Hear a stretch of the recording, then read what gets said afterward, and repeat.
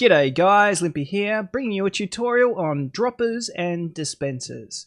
Now we love those items, they're some of the best in the game. But how to best effectively use them, I've got some clocks behind me and we're going to show you some of the different things you can do and work out which one's the best to use in your world.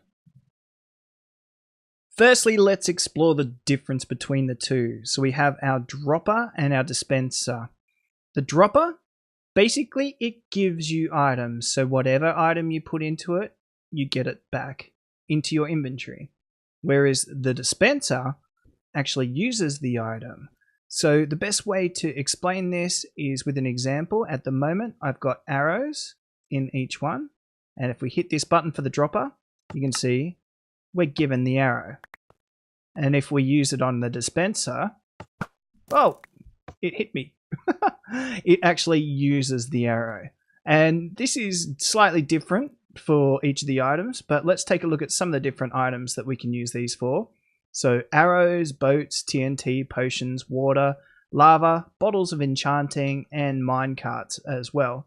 So there's all sorts of different things that can be used with the dispenser. Whereas the dropper, you can pretty much put any item into it and get it back. Now that we know the difference between the two, I've got a few examples set up on how you can use these. At the moment, I've got all of these set up as droppers, but you can also use dispensers. This is purely an idea of how you can use them. So I've got 5 different clocks all set up, and I'll show you the advantages and disadvantages of each one.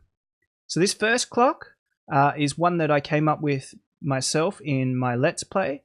Now, I'm not saying it's fully unique because I'm guessing it's probably been done before, but I've never seen it before.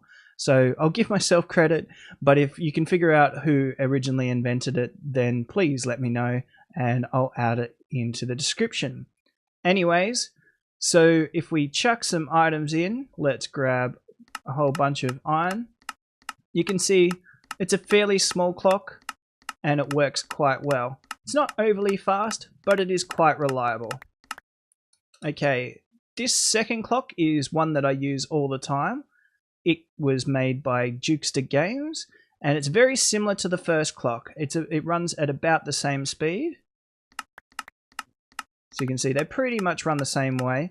It's a little bit wider on the side, but the difference is the height. You can see that this redstone dust is up 1, and that doesn't require 1 above.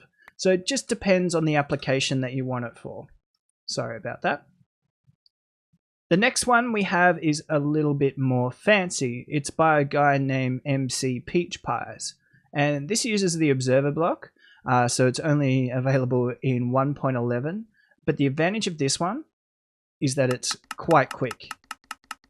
This is really, really quick. In his video, which will be linked below, in his video, you will see he uses it in an item elevator, which is actually a really good use for this. So it's a good idea. With all of these designs, you can face them up as well as down, as you can see. Now let's go on to the next one. Now this next one is even quicker again. It's by a guy named Ram Slice. And if we put some items in there and then turn it on, you can see it's very, very quick. So why would we not use this one over this one? It's quite simple. This clock will always be running. So even when there's no items in, the clock is still running, which isn't great because, you know, that can cause lag. So if you really wanted to use it on a server, you'd only really use it if there was always going to be items going through it, or you'd have a shut off, which would make this circuit even bigger.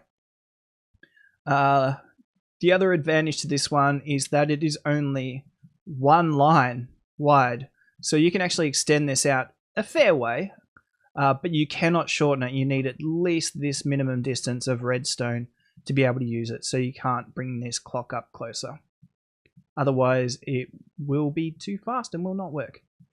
And this last design is by a guy named Mr. Cubey down the front here.